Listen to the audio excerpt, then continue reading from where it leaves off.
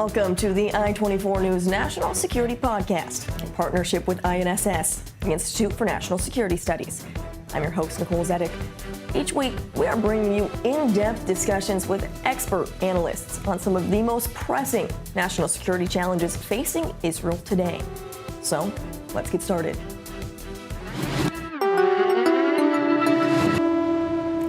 Nowadays, in the year 2024, wars are no longer fought only on the battlefield. The fight for public opinion has become one of the most critical aspects of modern-day conflicts, and Israel is regularly in the global spotlight, facing relentless disinformation campaigns meant to delegitimize the Jewish state. But the question is, who is behind these campaigns? Well, today's episode looks at the sophisticated and sometimes costly strategies used by Israel's adversaries, like Iran and Qatar, to spread this anti-Israel narrative. We'll examine and critique Israel's responses and discuss what needs to change to make sure Israel can reclaim control over its global narrative. For a small country that's a leader in technology and innovation, why is Israel still struggling to win the battle for public opinion? To answer these questions and much more, I am joined in studio by Attila Somfalvi, an expert on issues of influence and consciousness, strategic and political consultant, as well as the Fakeland podcast anchor at the Institute for National Security Studies. Attila, thank you for being with us on the podcast today. Thank you, Nicole, for having me here. Let's begin by just setting the stage when it comes to this battle for public opinion. It is always a challenge, specifically for Israel, and specifically we see this increased criticism during times of war or military conflict. And so just break down exactly this battle that we're seeing play out around the world. Yeah, well, it's a battle about public opinion, for the public opinion, against the public opinion, with the politicians, against the politicians. It's always on the table. Israel has a very strong narrative regarding the adversaries, the enemies, those who are around us and surround us and attack us mostly. But it is not able to take it for a long time and leave it on the table as a necessary tool to convince people all over the world that Israel has the right to exist, Israel has the right to respond, Israel has the right to attack, and so Israel has the right to defend its own civilians. And that's a problem. And you ask yourself why. I mean, it's you know, in a very realistic way, you can understand that Israel shouldn't explain that much, right? We have this word in Hebrew, hasbara. Hasbara meaning explaining.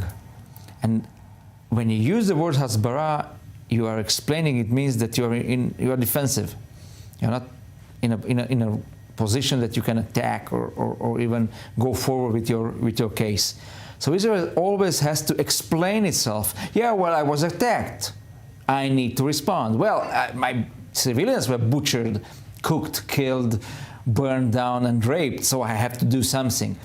And even after 7th of October, Israel was not able to be consistent and to keep its case strong for a long while. It's always on the defensive. Always on the defensive. Especially nowadays when it comes to the fast-paced social media environment. This is where we're really seeing this disinformation against Israel and Israel's challenge to keep up with the ever-changing, constantly different narrative that's on social media right now. And so how does that play into also against Israel's capabilities? Well, we are losing. It's a matter of numbers, you know. It's the huge numbers. There are 7 million Jews in Israel, right? You have 7 million Jews in America. 1 more million spread all around the world, and then you have billions of Muslims, right? Mostly pro-Palestinians, mostly anti-Israeli, even anti-Semitic, and you have also Christians that are not, you know, big Israel fans. So even in a matter of numbers, we are losing this battle. And you were asking before, how come Startup Nation didn't come up with some ideas to struggle? Such a powerful nation for such a small population of people. We are powerful, but we are outnumbered. So that's one. Second, the state, as a formation of ministries and so on, is not leading a diplomatic policy, a public policy that should guide, right, those people dealing with public policy, what to do and what to say. There's nobody leading this battle, this struggle, this war. Nobody. You can't find a minister that it's his job. We had this Galit Distal at Balian, minister lady. She was in charge with Hezbollah, where she quit. A few weeks into the war, she quit her post, right? And her ministry was closed down. It means that nobody takes responsibility for what Israel is doing. Nobody takes responsibility for, getting people into this business of responding, being on the net, spreading information all around. It's a difficult job at that. When you talk about not only the ministers, we've had, especially in the beginning of this war, a spokesperson for the state of Israel, Eylon Levy. Everyone knows this face and everyone knows this name around the world.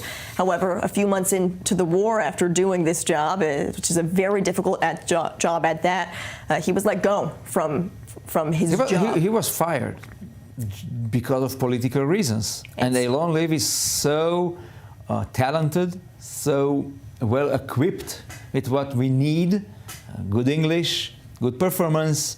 He knows how to deal with a camera. He knows everything. And he was kicked out just because somebody thought he's not on the right side of the political aisle.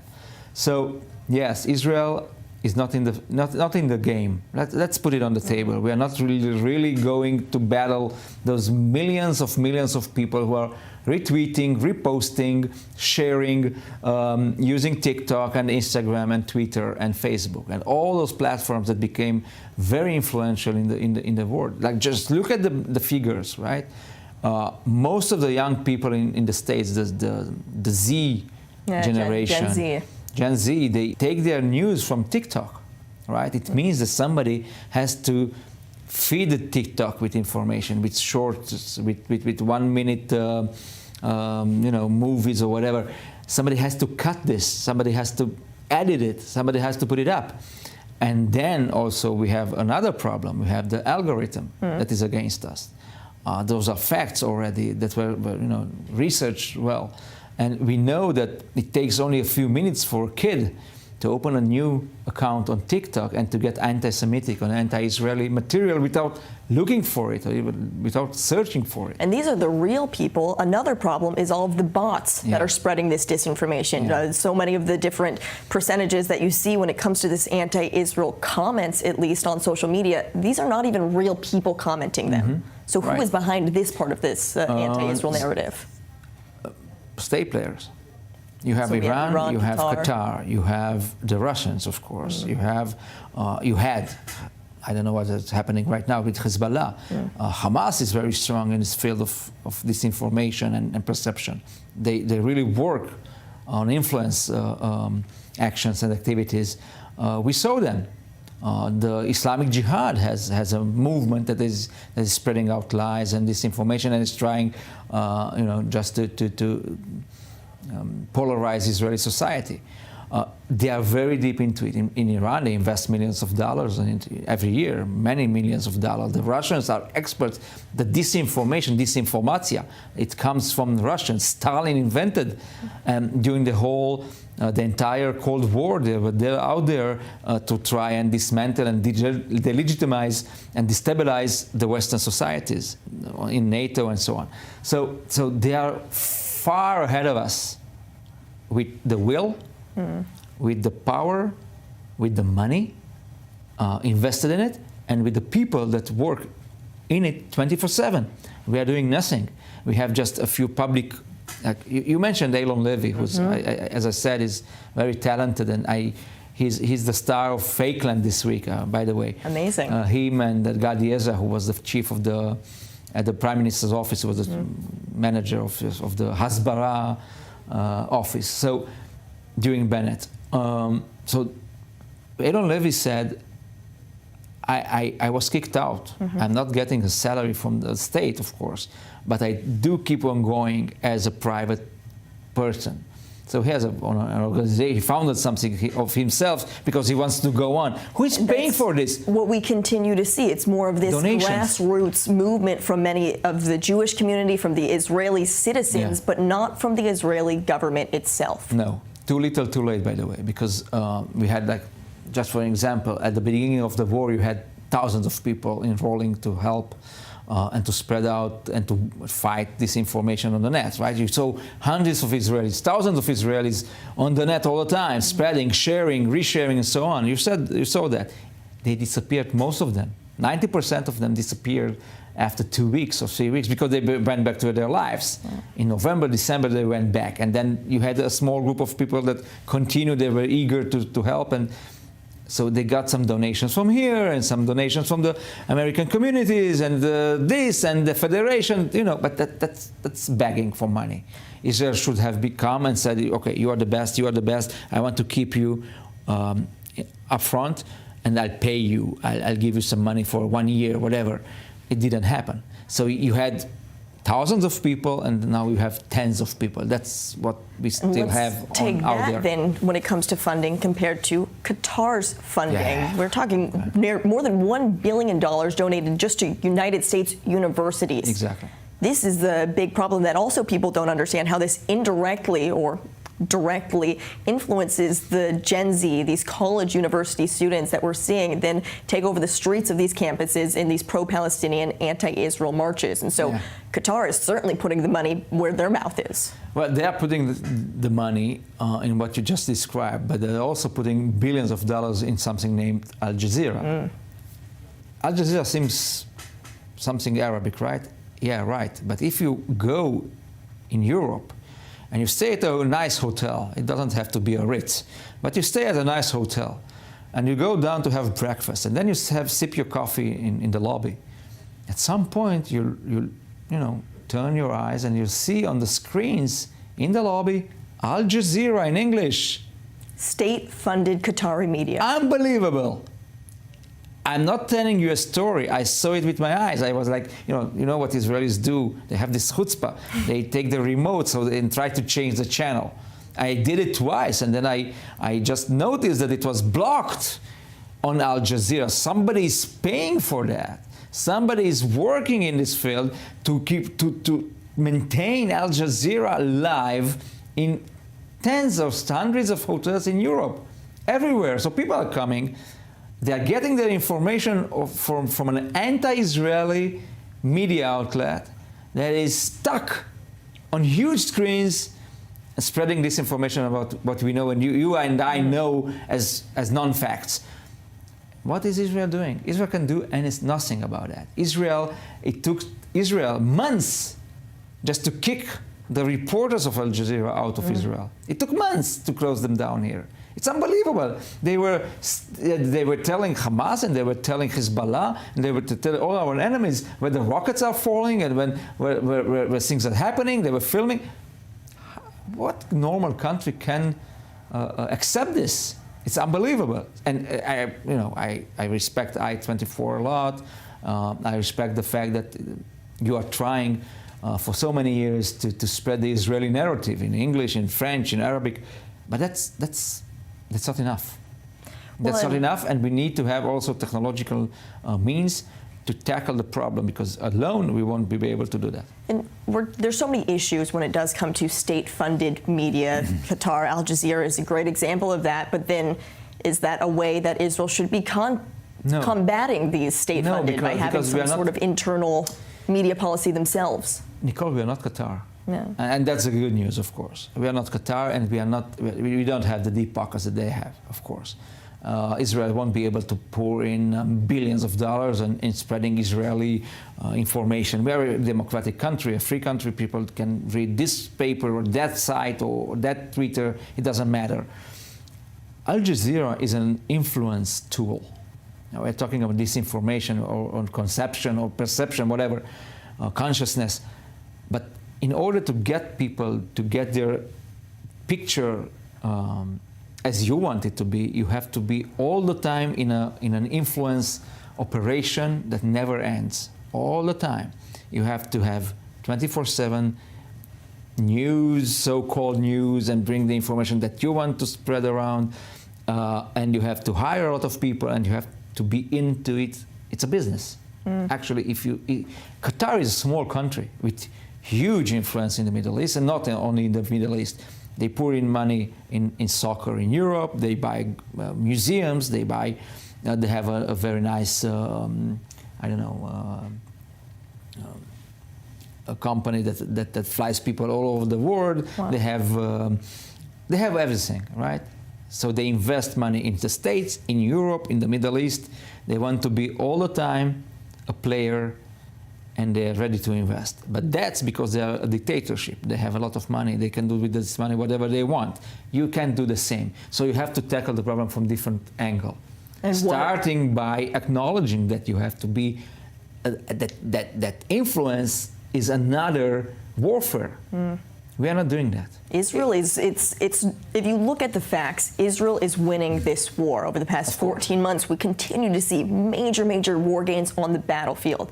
But if you look around the world, you are absolutely losing the battle of public image. And that's what this comes to. How can you have these facts on the one hand, yet this narrative on the other? You know, on the 10th of October, I think it was the 10th of the 11th, I don't remember exactly. It was the third or the fourth day of the war. At the INSS, we had this meeting, you know, with all the experts on different fields, and everybody was, you know, analyzing what's happening in Gaza, what's happening in Lebanon, in Iran, Tehran, and so on. And I was last to speak, and I raised my hand and said, listen, I just want to tell you not to be surprised, because we are in the, in the third or the fourth day of the war, but we are losing this war, our war. They say, how come? I mean, it's only 3 days after the massacre. It was only 3 days after all the atrocities came up. Everybody saw them. Everybody's talking about them. How come we are losing? I said, listen, it's a very fast. The tide changed in a second, in a day. We had 3 days. That's what Israel objectively had. When the international press was like, wow, that was huge. I mean, that was unbelievable, and Hamas is a terrorist organization. After 3 and 4 days, when Israel started to shoot back and to bomb and to get into Gaza, everything changed totally. On the 17th of October, 10 days after the massacres, I remind you, the New York Times, BBC, Sky News, CNN, everybody had a headline saying Israel bombarded a hospital, killing hundreds of people. And Israel said, it's not us. And all the major media outlets in the world, all of them, all those that I mentioned, they all preferred to embrace and to believe in Hamas and not Israel. How the hell can this happen 10 days after 7th of October? It's unbelievable. It just shows, and you know, I'll tell you another story. I remember I called somebody at the foreign ministry a few days after the massacre and said, listen, we want to help you at the INSS because we have this group of thinkers that we are following what's happening on the perception issues and so on. We want to help you. You need us. Can we do anything? Can we help you with information, with analyzing, whatever? Just tell us. We want to help. So somebody that I talked to, I won't mention his name, he said, oh, so we are fine. We are really fine, don't worry. This time we are fine. It's not nice to say, but everybody is really, they feel pity about us, you know. And I was like, I hang up and I said to my colleague, I said, listen, it sounds so weird. An Israeli official telling you at the foreign ministry, it's fine, we are on it. We were so not on it. Yeah. But we had this, it's hard to say hubris, right? It's not a hubris, of course. But you know, at the beginning it was like, yeah, Israelis, oh man, this is horrible, right? Everybody in the world was with us. And it disappeared, it vanished in less than a week. And so the main question is, Attila, then, how should Israel be responding to this? We talked about how they are not responding, but what is the way forward, or is this battle for public image, is it already lost? It's lost, but it's not lost.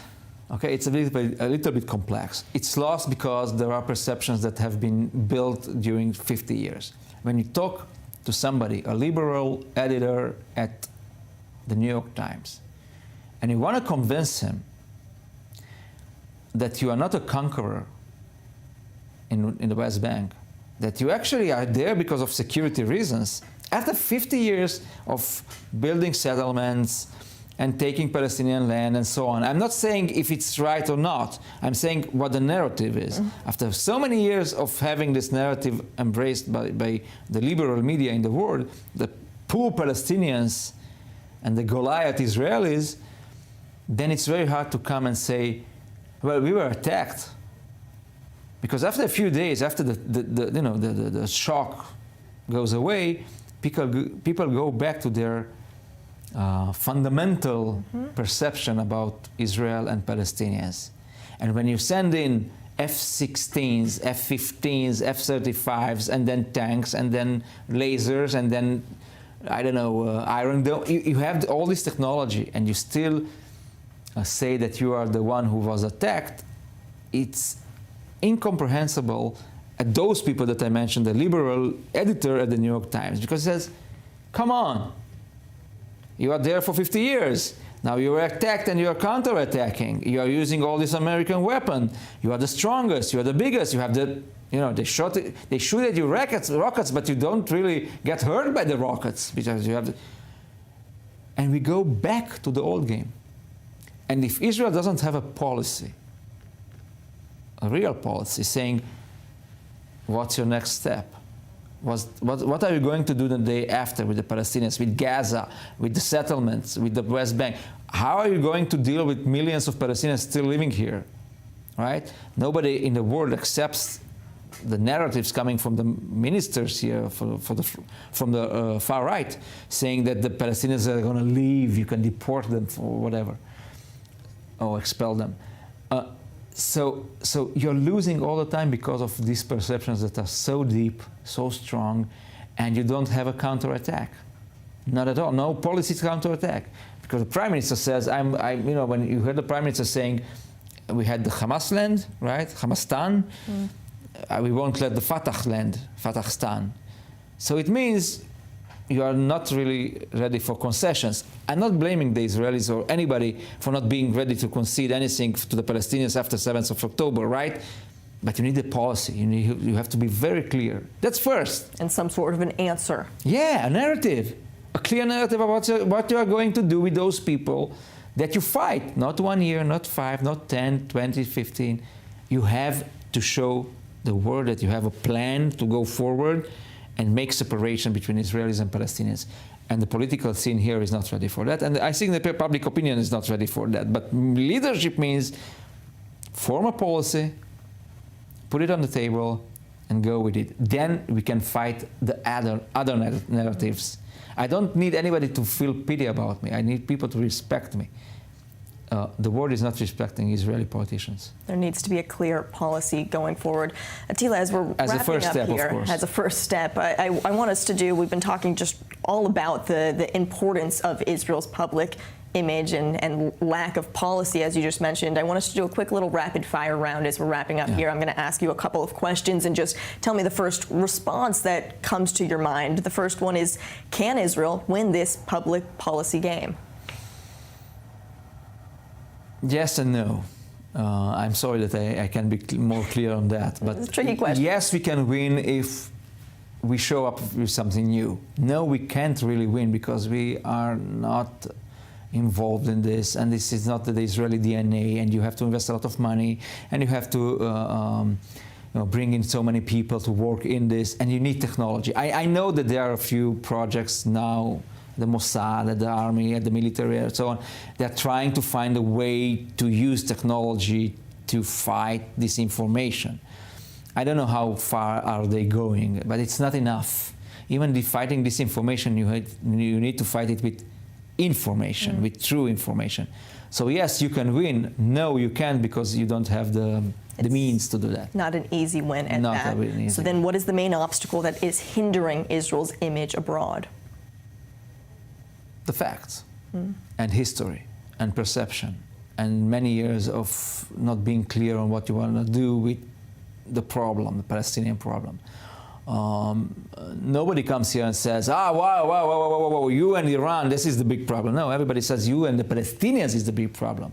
This is what people tend to say, your critics say, our critics say all the time, what are you going to do with the Palestinians? That's the only question you hear from the Europeans, from the Americans, from the international community, from the UN, from all those. So okay, if you don't say what you're going to do, you can fight back. You can fight back on the front, on the war, in the war, but that's it. On the diplomatic side, you are a little bit crippled. So then, as you already mentioned it once already, but as we're wrapping up quickly, just the one piece of advice that you would give to Israel to save its public image. Well, I would say first we have to win. Really, win the war, the kinetic war. You have to win it. You have to be strong in the Middle East. That's the first step, because people do appreciate and respect strong states. That's the first thing. And then after you are strong on your feet back, and you control the region, you control your fate, be smart enough not to be dragged. Lead. When Israel leads, usually everybody's clapping hands. Look what happened with Rabin, with Peres, even with Olmert, with Ehud Barak, sometimes even with Netanyahu. When you lead and you are strong, then you can transform what people think about you. But if you are dragged into bad situations, the perception is not going to change, and whatever you say, it's not going to help. So it's all about being respected and working on this policy. It sounds like, Attila, Somfalvi, there's so much we could continue to unpack when it comes to Israel's public image and the fight on this external battlefield, but I really appreciate you breaking down the essentials on this podcast today. Thanks for being with us. Thank you, Nicole. That's all we have for you on this latest edition of the National Security Podcast. You can always check us out on Spotify for all of the latest episodes and to catch up on the latest headlines. I'm Nicole Zedeck, and thanks so much for listening.